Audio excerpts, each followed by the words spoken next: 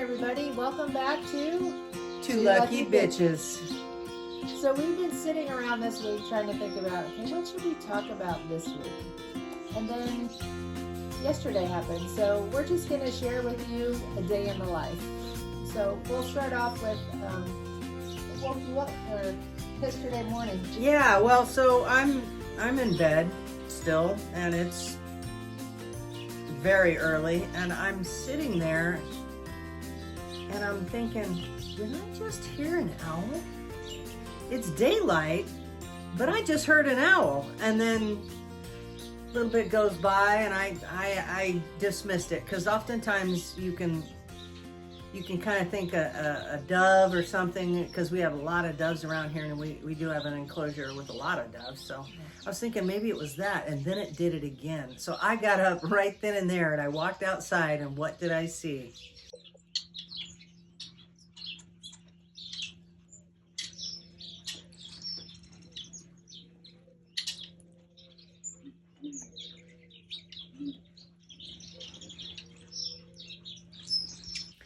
So, I think we might not have alluded to the fact that we got a barn owl that lives up in this tree, and that's where he sleeps. I don't think that's where he makes his nest, or him or her, but it's where this particular owl sleeps. And this owl sleeps up there from the time the tree has enough leaves until the tree doesn't have any leaves anymore, because then he goes to a pine tree over here where he's well camouflaged. They don't want to be seen during the day because they can be picked off by prey birds.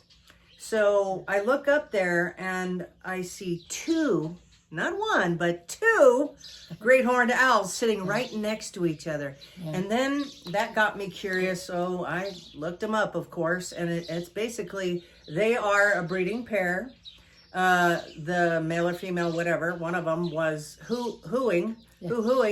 And what's weird too is we usually don't hear the hooing during the day. Yeah, we hear it at night all the time. Yeah, but during the day, like, that was odd. It happened the other day, almost dusk. So I thought, okay, that's a little more, that's closer to dark, But this is broad daylight, and I found out it's a territorial thing where they hoo, and they'll hoo, both for two things. One, where are you? I'm over here, and the other one is territorial. So.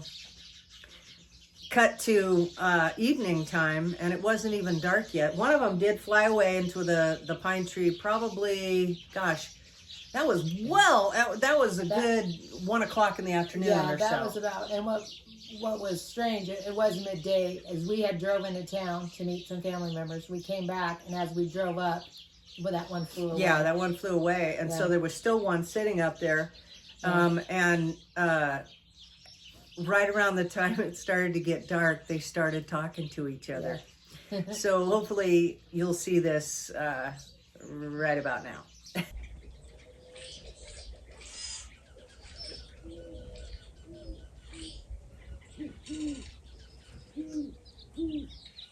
Yeah.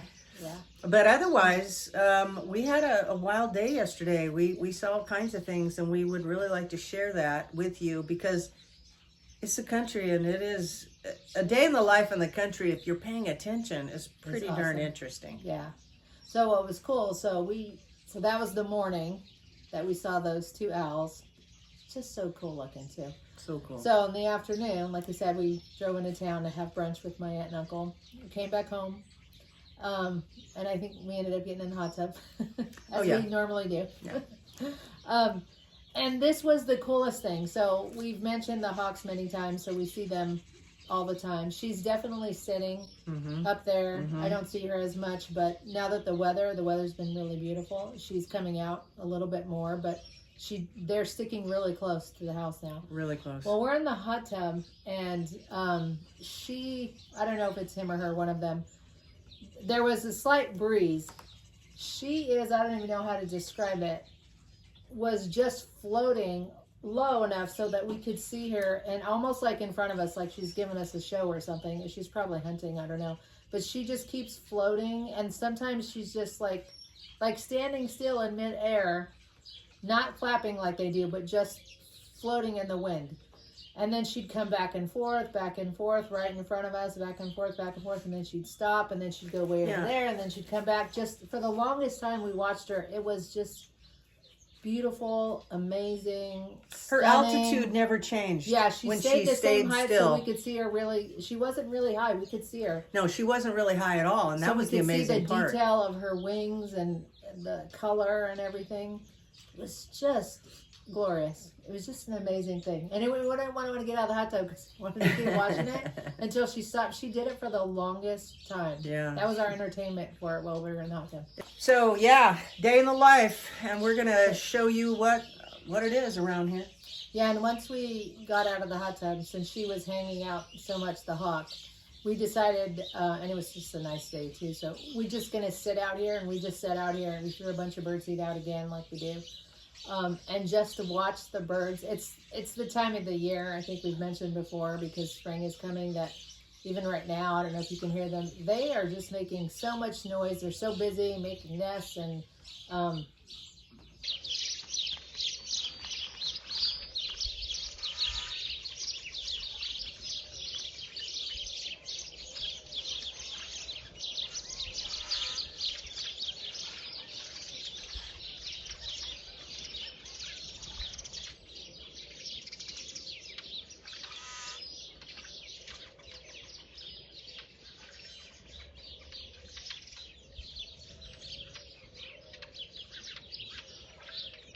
it's just amazing. And I did see the hawk, I think it was yesterday as well. She flew out of her nest. It's so amazing when you see her that close how big she is. But she flew out of the nest and she had something big that she was carrying. It wasn't a stick. I don't know what it was. It looked square. And so I don't know if it was a carcass of something that she was taking out, which made us think, does she already have young ones in there? Or is she still sitting on eggs? We don't know. We can't tell. So we'll probably start sitting eggs. One, the weather's better. And two, I really want to watch to see that first time where we notice that, hey, there might actually be a baby up there. So it's kind of an exciting time. And then, not last week, but I think the week before, we showed you all the bird nests. So all the birds are definitely busy. I was seeing them yesterday going in and out of those houses like crazy. Just building nests. And I did see a nest. I don't know if you can post this. It looked like a nest anyway. Up in the tree, it was just a round. There's just a bunch of sticks gathered. It doesn't look like it was like a skeleton of a nest. But a skeleton of a nest. nest. Yeah, and it's in a tree. I'm sorry. Yeah. It's in a tree over there that doesn't have leaves yet. She could totally see it really well. You can see it. And I know the doves, just because as she said, we have doves in an enclosure. Doves aren't the best nest builders. No, they're not. I'm thinking it might be a dove nest. I don't know. They're just about the worst. I know. Two twigs. They throw down a couple twigs and lay an egg. That's pretty much it, if they can. But, as she said, I believe what she saw. I didn't see it, but I believe what she saw was probably a carcass of like a picked clean squirrel or something like that. That's probably what it was. But, it's a daunting task because when she's sitting, she can only leave really for exercise. She can't really go out and hunt because that takes time. And it also takes her away from the nest where someone could either steal her eggs or steal her babies. Let me tell you something.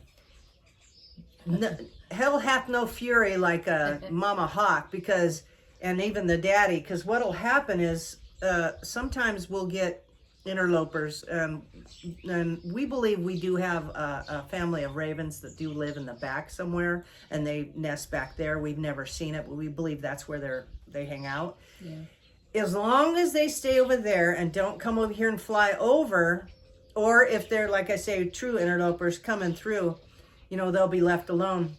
But if they get too close, she doesn't have it, and she will escort them out. We saw her escort 2 ravens out yesterday, and she didn't dive bomb them because they were kind of cooperating, but at some point she got really far away, zoomed right back, and her husband actually he'll do that too, and they'll both do it. But at the end of the day, Mama don't play. She did not play. She's not gonna. And what's wild is this is unfortunately we can't show you because we can't even see it. We can see up through. If you stand at the base of the pine and look straight up, you can sort of kind of see it. But otherwise, it is tucked in such a place where she can literally fly out. We might see her fly out depending on the direction. Yeah. But when she flies back in, we might see her also fly in depending on the direction. But when they get close, when she gets close, you can't see where she goes. Yeah. You absolutely cannot see where she goes. It's a pocket in there. Yeah. And it's covered by all the pines. Yeah. Pine needles. And I don't really like to go over there or hang out underneath because I don't want to scare her. No, me neither. Doing her thing. Yeah, But the other thing that happened this morning as well is I kind of have a routine in the morning once I get up and do my stuff. I got to feed a couple the doves and throw out birdseed and all of that. I do my loop around the property. And we have a labyrinth. I walk my labyrinth and then I walk around the property. This morning I'm walking and all of a sudden I look up and very low. I mean, I can see it there right over my head is a vulture again and Mama Hawk. I named her Liv. So Liv, they're flying right so slow that I can see the red on the, a bird just flew in that birdhouse. I can see the red of the vulture, his head. They're so low. And of course she's doing what Teresa was just describing, chasing him away. And he flew over. I think he might still be over there. He's on the telephone pole. Yeah, maybe. And I don't know where the hawks are, so I'm imagining she went back to sit on her nest to protect it. So hopefully Daddy's off hunting. So hopefully he leaves so that she's okay. But and then I was thinking, it's so funny. It happened so fast. I'm looking, I'm like, oh my God, that's amazing. And then I'm like, oh, I should take a picture. But and then they're gone. Yeah. So yeah, it's typical. I didn't actually get it, but it was so cool because they were very low, right over the top of me. I've had my camera ready. This is you know, this is telling.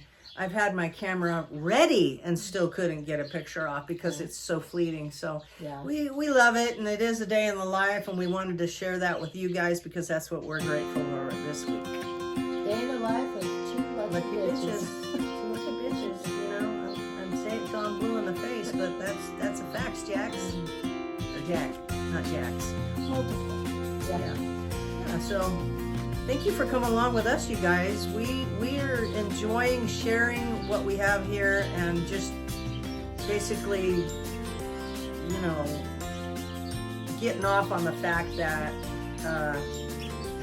not everybody lives in the country, and most people don't. So they don't really, I think people don't slow down enough to see because you're busy. You know, you're just busy.